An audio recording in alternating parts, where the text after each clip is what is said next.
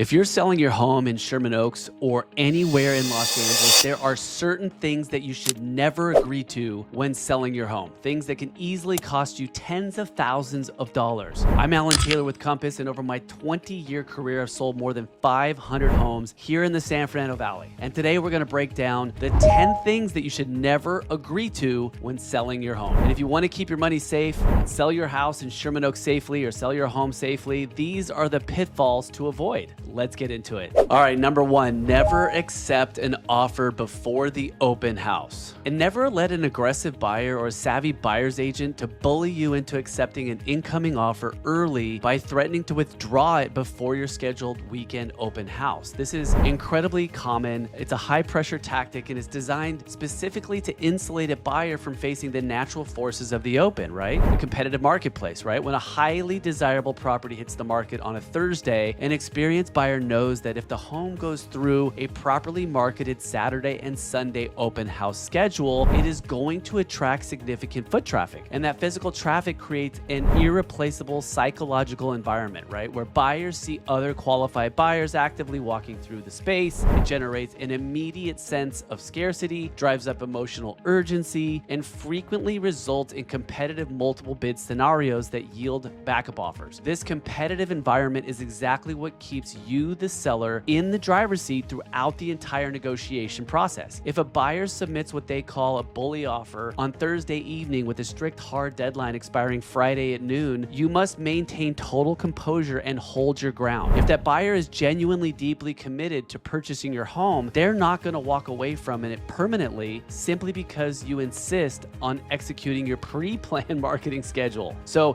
instruct your agent to inform them that all offers are going to be reviewed on Monday or Tuesday, which allows the market to thoroughly test your listing price, ensuring you maximize your exposure and guarantees that you're making your final decision with a complete set of competitive data points. You don't want to sell your house for $2,050,000 and find out 4 days later someone's going to offer you 2.2. Trust me. Number two, never agree to a protracted close of escrow. So when you're analyzing offers on your home, you must be highly skeptical of any buyer requesting an escrow timeline longer than 30 to 45 days. If an offer comes in demanding a 90, a 60, 90, or 120-day close without a deeply specific, mutually advantageous reason for that long escrow, it should immediately raise red flags. You know, a protracted closing period typically indicates that the buyer's attempting to use your home as a risk-free options contract, right? They're working to sell their own house without wanting to make their offer explicitly contingent on that sale on paper, right? And by tying up your property for 3 or 4 months, they gain all the upside of locking in a price while leaving you to bear all the risk. Over that 90-day window, macroeconomic factors can shift drastically. Mortgage rates can spike. The buyer can lose their debt-to-income ratio qualification. The local market can experience a downturn. The buyer could face an unexpected employment change that disqualifies their loan entirely. Who knows? If a buyer presents an offer with an extended timeline because they genuinely need more time to coordinate their move, a far more secure alternative is to insist on a 30-day escrow, lock in the sale, secure your funds, and then negotiate a leaseback. And last, another option, if you absolutely have to have a longer escrow, you must protect yourself and strongly consider a full release of the buyer's deposit after you complete your request for repair.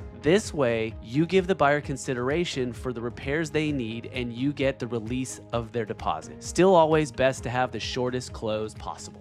Number three, never assume the buyer is qualified for the loan that they are getting, okay?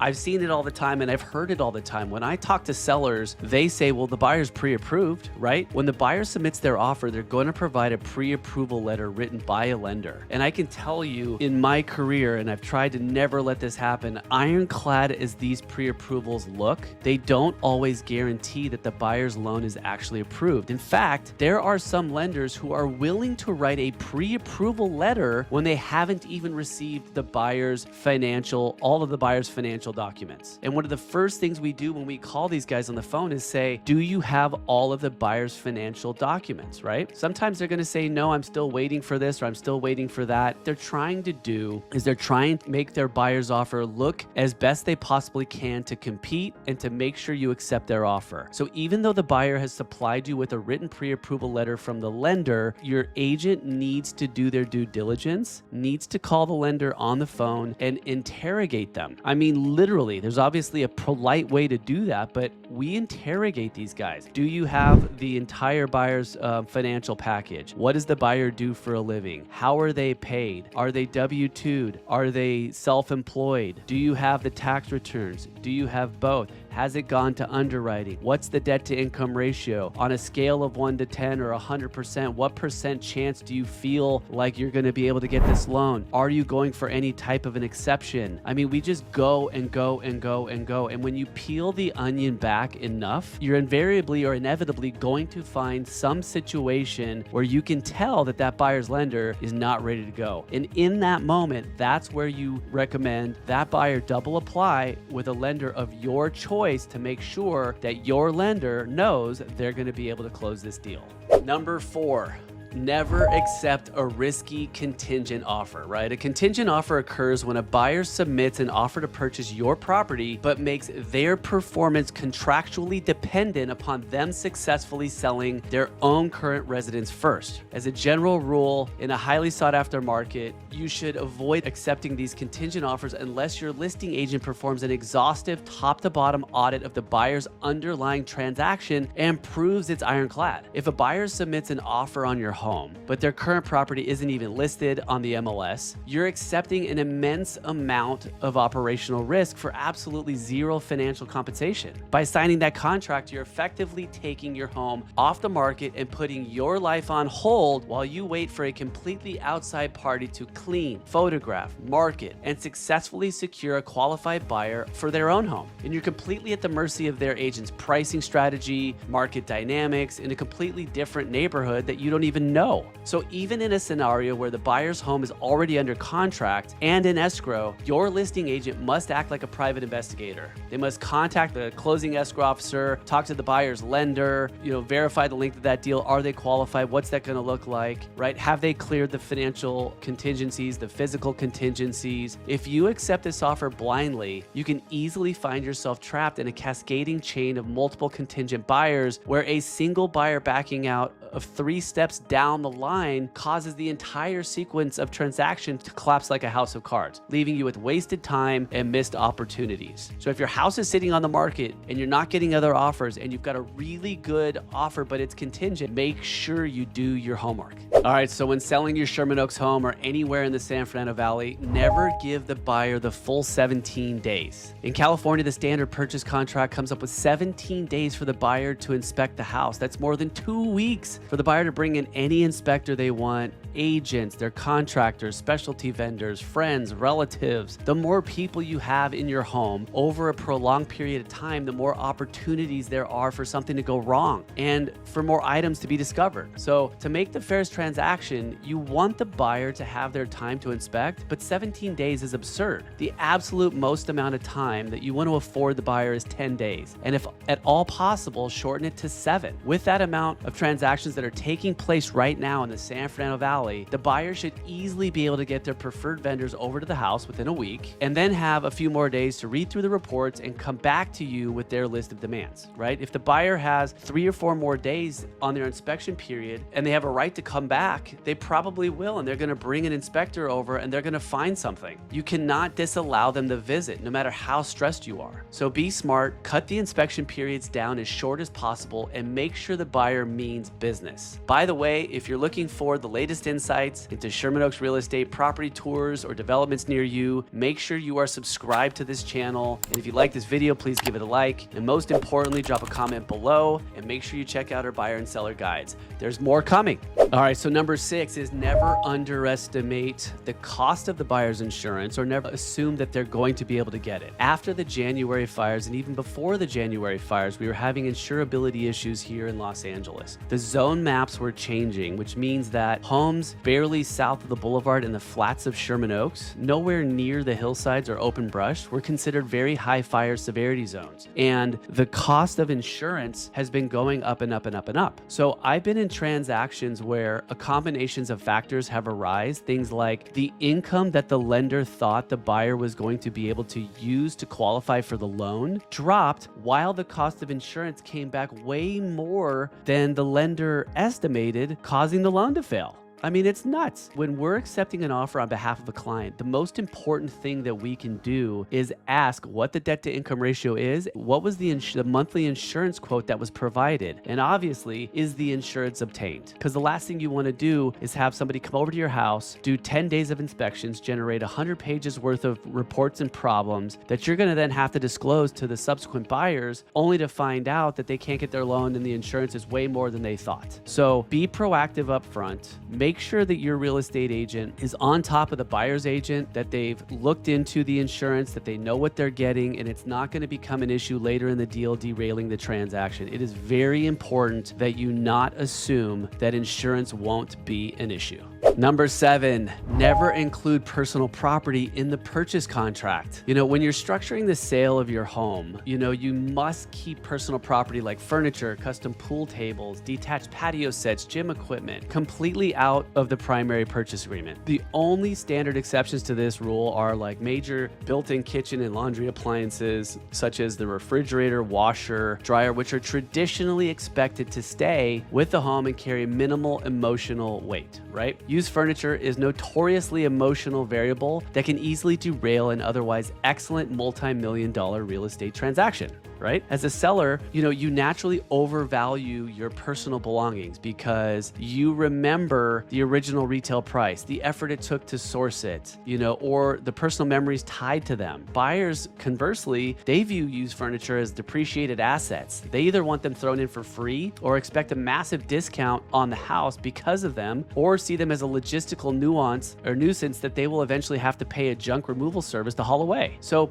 if you allow furniture negotiations to get mixed into the initial purchase contract, you run a very real risk of souring the entire transaction over a disagreement worth a few $1,000s. And if there's enough personal property included, it could even negatively impact the appraisal. The correct professional methodology is to isolate these assets completely. Keep the real estate contract entirely focused on the real property, and once the escrow process has moved forward, the appraisal has come back at value, and the buyer has formally removed all of their real estate contingencies, then your agent can introduce a separate independent bill of sale. And by doing this, that keeps the transaction clean, prevents personal property from interfering with the bank's appraisal, and it protects the core deal from the emotional negotiation breakdowns. All right, number 8, never exclude items on the purchase agreement. Buyers are looking at real estate through an intensely emotional lens, and they get incredibly defensive when you start explicitly excluding physical fixtures from the sale of a purchase agreement, right? If a buyer walks through a beautiful property in the hills of Encino or Sherman Oaks and falls in love with the dining room because of a spectacular custom crystal chandelier, they subconsciously integrate that fixture into the overall identity and value of the house, right? And if they later read that a contract clause stating that the chandelier is excluded, it instantly triggers a negative psychological reaction, and it makes them feel like the property is being stripped of its value. This friction, it often translates directly into difficult negotiations, right? Even if a buyer agrees to the exclusion on paper, they will frequently use it as leverage later on, and they sometimes demand exactly what fixture you plan to install in its place, and they require the replacement to be equal quality or demanding a financial credit to offset the cost of buying their own. You end up wasting valuable negotiating equity over a single light fixture or a specific set of custom window treatments. So while it's undeniably a logistical pain, it's better to physically swap it before you ever first take your marketing photo, your video tour, or even host an open house. If you have a family heirloom, a light fixture, a sentimental mirror, a specific architectural piece that you want to keep, take it down now and replace it with a high quality, aesthetically pleasing alternative beforehand, so that when the public enters the home, they don't know the difference. And if you absolutely cannot remove it beforehand, you must ensure it is clearly labeled with physical tags during showings and explicitly listed in the MLS so that the buyer doesn't get surprised during the negotiation. All right, so number 9 is never perform repairs on behalf of the buyer before the close of escrow. You know, most buyers, when they write their offer, they're gonna find a laundry list of things that are wrong with the house. They get a general, a sewer, a chimney, a termite, a roof, a mold.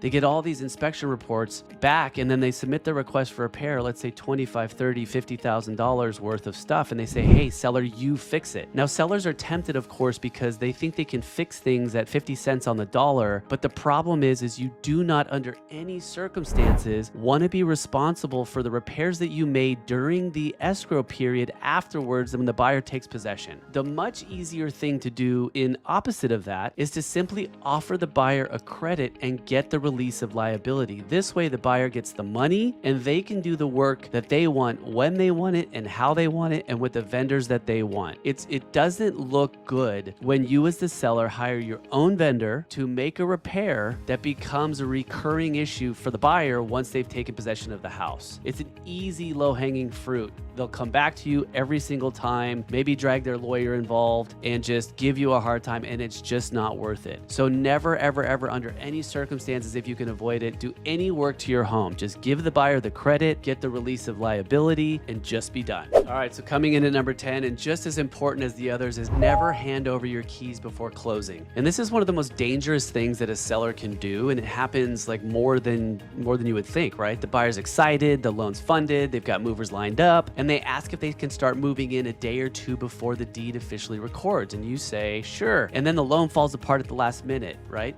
It doesn't matter how desperate the situation seems. Even if the buyer's moving truck is idling at the curb on a Friday afternoon, their lease has expired, and they're offering to pay you a massive daily rental fee to store their belongings in your garage. You must maintain a strict boundary here. If you allow a buyer to move into your property before the sale is finalized and their bank loan unexpectedly falls through at the 11th hour due to a sudden credit change or an underwriting glitch, you've instantly created a highly complex, legally messy landlord-tenant relationship without a formal lease agreement. And in the state of California, tenants' rights attach incredibly quickly. And if that buyer refuses to leave voluntarily, you could face an eviction process that takes several weeks or months, if not thousands of dollars in legal fees, all while your property is being held hostage. Additionally, and even more importantly, your homeowner's insurance policy is written for an owner-occupant or a vacant home. If an unauthorized buyer or their moving crew suffers a major injury on your property before the escrow closes, your insurance carrier may completely deny the claim, exposing you to a personal financial ruin. And let's be exact, the legally secure timeline for the transfer of the keys is after the grant deed has been recorded and officially stamped at the county recorder's office, and it's in the buyer's name. And it's a common confusion for the seller because you've got the funding and then you've got the recording. So even though you hear the word funded, know that